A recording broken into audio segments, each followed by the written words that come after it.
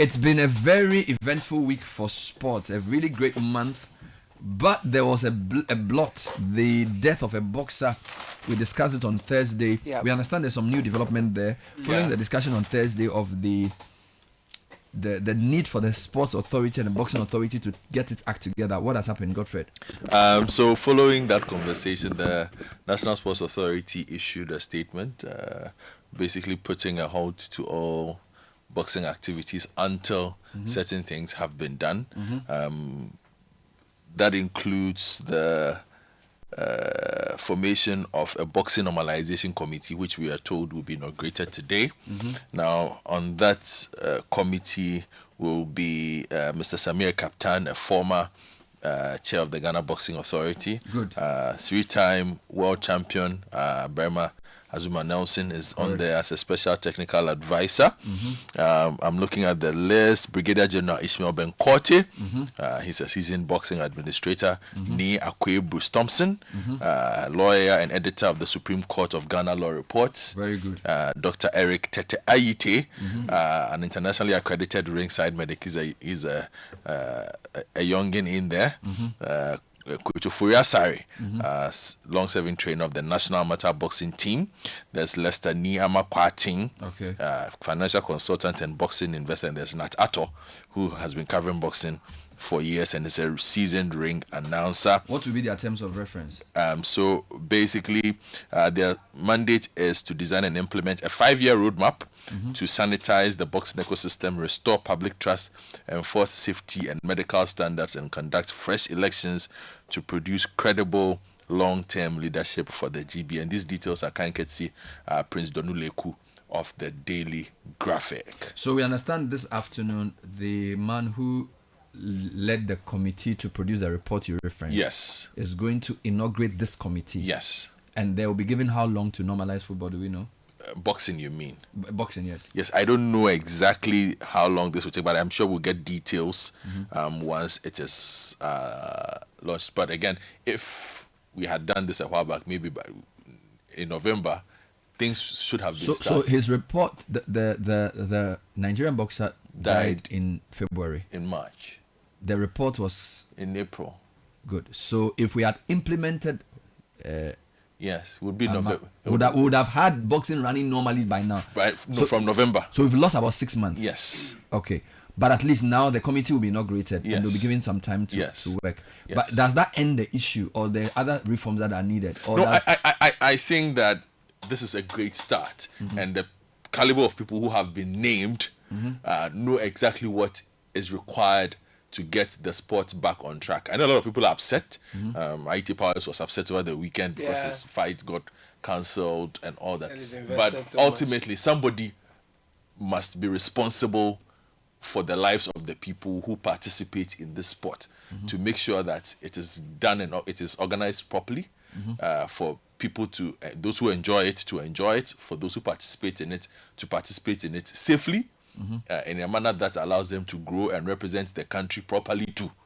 Because we also haven't had a boxer represent us properly in a long time due to the current system that exists. So baby steps, but at least there is progress. And I must commend the Ministry of Youth and Sports for the swift statement they sent. I think it was Friday, right? Yes, it came from the National Sports Authority actually. Good. After the because I think the matter had not been really properly digested. Yes, and to wait for somebody to have died, second death. By the way, has he been buried, Baubali? I would have to check with Gabriel Ofair on that. But like I said, I really think that the promoters or the state should at least take over his family or something, because Charlie, the amounts they are paid to go and die in the box, it wasn't a world championship fight or anything, but Charlie, for a boxer to be killed in this manner, it's terrible. Yeah, and these are some of the things that this committee will look at doing it, but also for Ernest Akushe's family. I hope they are able to help them. They can also get some closure. Because closure is always the most important thing. The last time a normalization committee came into the news was a football normalization. From that experience, should we be optimistic? Depends on where you stand. No, because you need to be at a low state to even occasion need for normalization. Yeah. So that tells you that things have gone really, really bad. Yeah. So at least they've admitted that boxing is not in a good place. Yes. And we are a very known this talented country. And we have known this for a very long time. You see, sometimes we know that there are problems. Nobody is willing to handle it. And you and I have always said this, that look, the work of reforming our country is not a work for people who seek popularity. If you want to be popular and want people to like you, you can't do the work. You can't do the work. Sadly for us, most of the time, we have people who want to be popular and people who want to be liked, occupying some of these positions. And so they do the barest minimum. They want to get by so that, they don't cause too much upheaval in the system and go. But we have so many problems in these spaces that sometimes you require somebody who is willing to append the bucket and say, look, everybody get out and let's do this. And hopefully this is one of those moments. We're not able to do that fully with football. But the nature of football and the nature of this sport is different. And this is one where these people, Samuel Captain has always been his own man, Azuma Nelson, you can't tell him anything. So you're saying these people are people of high integrity, and we expect that their professionalism will be brought to bear. Yes, and they won't bend for anybody. Yes, and what they do must it must reverberate within the corridors of boxing, promoters, matchmakers, sponsors, everybody, for people to understand that if you participate in this sport, this is what is supposed to happen. Give us proper structure. If you look at the challenges we face in boxing, how low have we sunk? I'm asking this because last week you said to me that a lot of the fights are not proper fights. Like basically somebody wants to fight somebody because there are two names. Yeah, they'll make money. So we've gone off a bit. Yeah, you see, what has happened is, and the people we use the popular, you heard Coach Nimli say it, Achiagbeshi. Basically, these are set-up fights. It's part of boxing. It's not something that you can overlook. The journeyman who is put in front of the prospect so that the prospect looks good. But there are times for it. But we have turned it into the mainstay of our boxing, where basically almost every fight is Achiagbeshi. That shouldn't be the main. That shouldn't be the mainstay. So this Achiagbeshi, is it like street boxing? No, it's basically a fight of convenience, but not in the sense of you. There's almost a guarantee that one person is going to lose, and you know who that person is. Generally, a boxing bout is based on who is the number one contender, track record, a certain competitiveness. You build a boxer. So you get it. So if you are going to, for example, they say do a mandatory defense because they know that this challenger has fought enough to prove that he has a chance to fight you. The weight category is similar. Do you understand? His skill set shows that it will be a competitive fight. The thing about sports is that once the competitive element is compromised, it's not real sport. It's something else. You get, and so the kind of Achiagbeshi is more like, how can I go and fight somebody who's twice my size in a competitive fight? It's not possible. But people want to watch it because it's entertaining. Yeah. But the entertainment of sport is enhanced by its competitiveness and fairness. Yeah. And also sometimes by the imbalance in skill levels. Yeah. So it's one of those things. So either you bring a fading challenger to come and face a hot young prospect, beat him quickly, and then he goes his way so that he packs up his record. All those things happen. We have turned that into the mainstay of the sport, which shouldn't be so. And I think that is the main element. Also, with regards to our matchmaking and our promoters and our ranking system, they know what to do with it, but they need to improve it. The hottest boxers we have in Ghana international at the moment, Buffalo Soldier, Elisha, I've forgotten his name, and then Holy Dogbeto. But never heard of them. Yeah, but when they go out, Holy Dogbeto, I watched him in Saudi Arabia last month. He was getting smacked around, and he's one of the more competent ones we have around these days. But back in the day, when a prospect emerges from Ghana, everybody pays attention.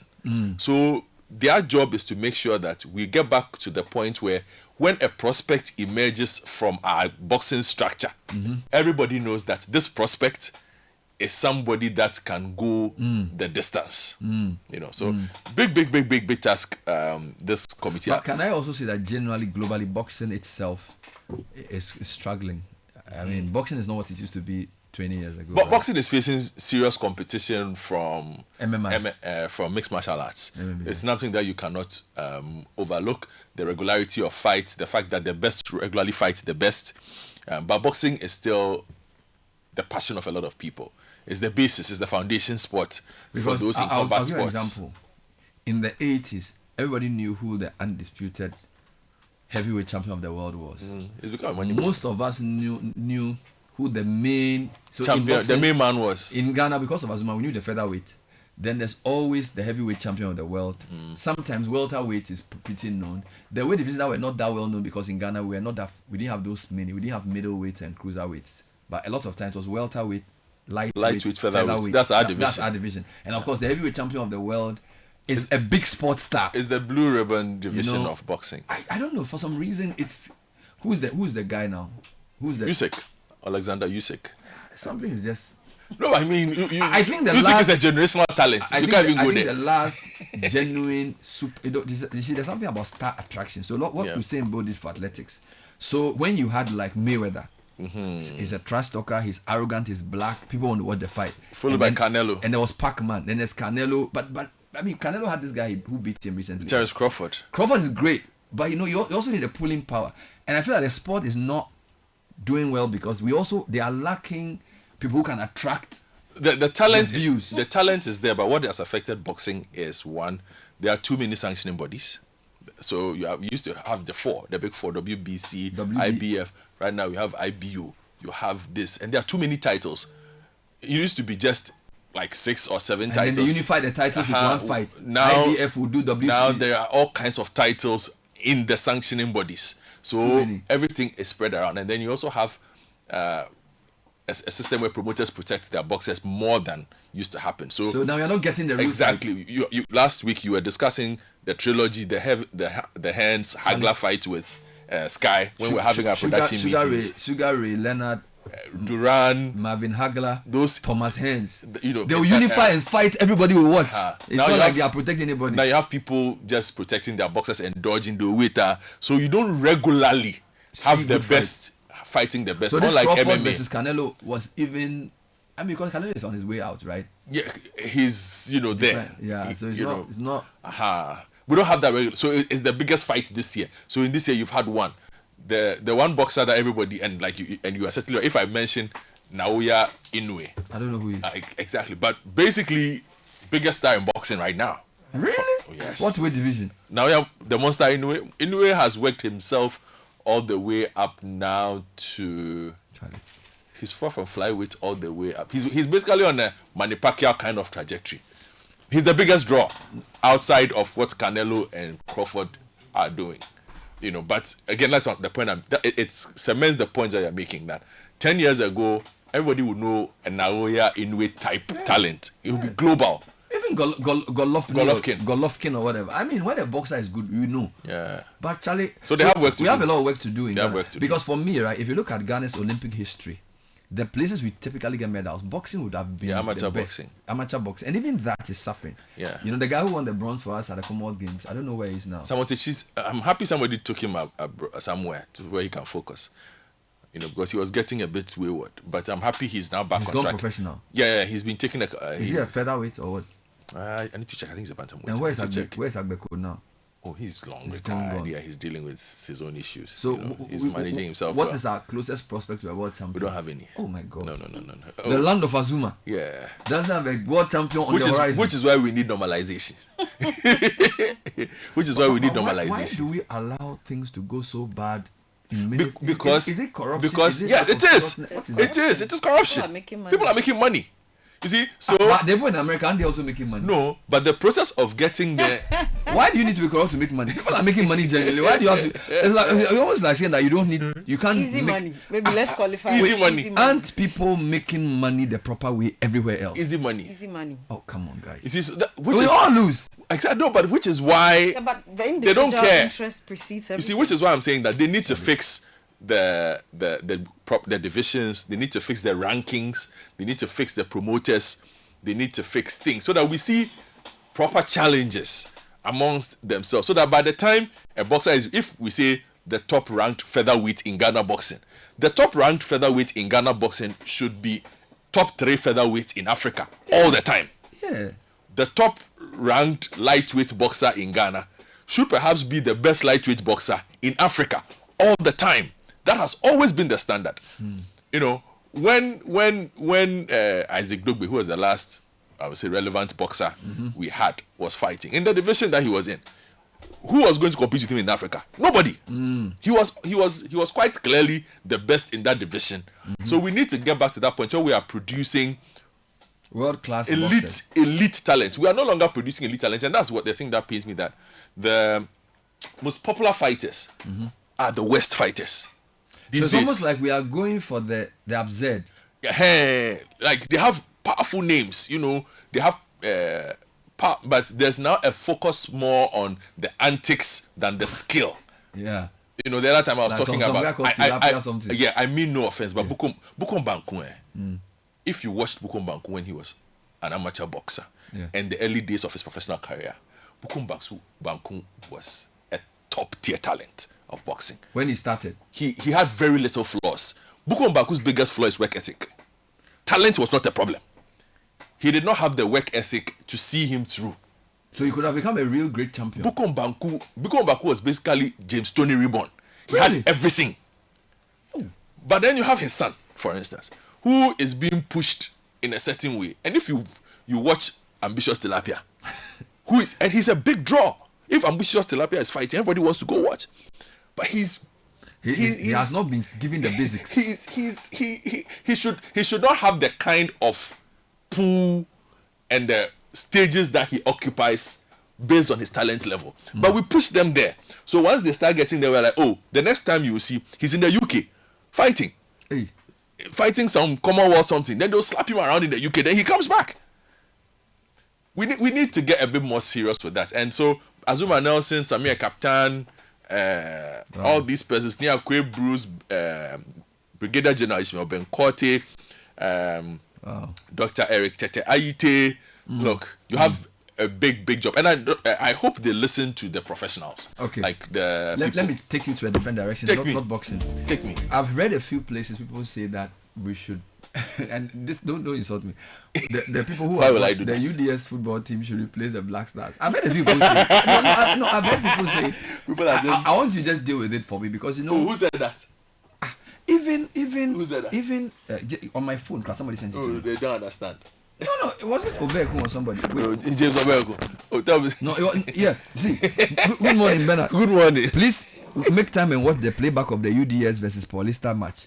The quality of their play is unmatched. They forced the Brazilians to defend and play the counter for 90% of the game. The whole team can easily replace the Black Stars. This is James Obeku telling me this. And it's not only personal. James, it's even trending. I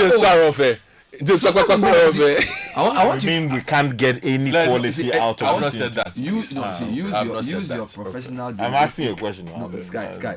You and I, we are soccer fans. He is a sports journalist. Yes. I am not a sports journalist. Okay, you are trained as a sports journalist before you decided to look for money. So, football fans can say what they want. But I feel somebody needs to put this in perspective. You can't say that because they want world investigators to replace Black Star. Do you see what Semenyo did yesterday? Did you see the kind of thing Kudus has been doing? It's a different level. So let's not malign the Black Stars because a team. I think it's born out of humor. The World Cup. No, it's not. It's born out of humor. No. I think it's born out of humor. we can get one or two. It will shock you. Out of this team. Go for it. It will shock you. When people watch a team play in that black top, white top, thinking that it's a Ghana national team. They think it's better than the Black Stars because they are more coherent. Yeah, but because it's team. No, it's but teamwork, you meet what you play against what you meet. If this team goes to meet any national team in Africa, they will lose. Because it's not the same level. National team is different. So let's not, it's not. No, but you see, don't say that. Explain it, because more people say, oh, they should replace Black Stars. But you've explained it. Black Stars. Charlie, you remember that at a certain point, the late coach Atukwe. You've explained it. Yeah. He used the House of Football. About 90% of about 70%. Yeah. And what happened? A lot of them. No, we played. They lost 3-0. No, we spoke against Nigeria in Ghana. No, was it 3-0? No, it was 3-0. No, we drew. No, we drew that game. No, we drew that game. You can check. No, we drew that game. They beat us. We drew that game. You can Google it. No worries. We went to Nigeria with a local team. I remember we drew that game. They Let me beat Google us it. 3-0. Sky, you cannot. So UDS have done a great job, but people should stop. You know, this is the thing I don't like about Ghanaians. Somebody has done well, you have to use the opportunity to diss somebody else. Just so because UDS has won, it means Black Stars is not good. The logic doesn't flow. No, UDS that have one won condemn, a World yes. Cup because they've beaten all university teams. National team is a different ball game. This team has stayed together for so long. National team, you call them on October 10th. They are playing a match on October 15th. How do you expect them to play the same coherent football a team that has been together for 2 years will play? You know, people have to, you know, it's something about us that I don't understand. So now they should replace Black Stars with UDS. I said people are playing. They are not. People are playing. You know why? Have you heard I don't think anybody was serious about that. I want to say something about the UDS World Victory. I think first it's impressive, but I want to raise the matter of academic credit. Their students. Bernard talked about them being rewarded for the things that, for the feat that they had chalked. So beyond, for instance, a car or house or money or whatever, I'm also thinking that as they are university students, playing these games, going to the international level and winning should count to their GPA. Exactly. Yes. I hope the UDS will do that. The Provost Chancellor is there.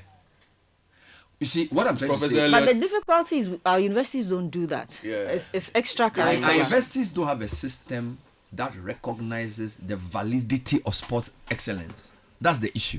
And this one should be a turning point, because how many researchers from UDS have done anything globally significant? But the footballers have done it.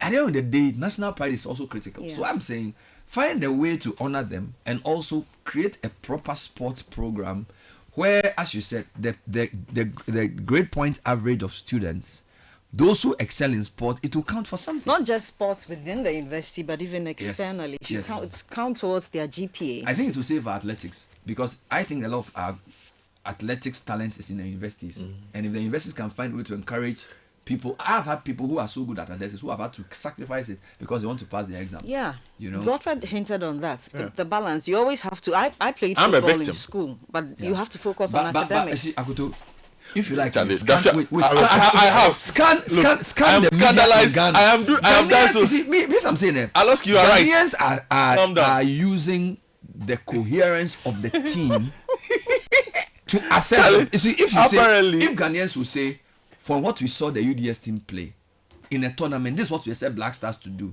I agree. But you see, if I go and play a match against a university team, it's not the same as playing against a national team.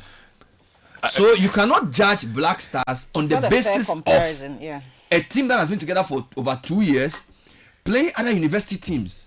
Black Stars is national. This is elite sports players. You cannot tell me that players who play. Did you see Semenyo's free kick? He almost killed the guy on the ground. Kudos is the second best dribbler in the EPL. The first best dribbler is Doku. You can't tell me that because UDS have won the World Cup, we should replace these people with UDS. No, I'm saying people were excited by it. They are still saying it in jest. Yeah, I know about Roxin now. I know about Roxin. It was completely out of order for you to tweet that.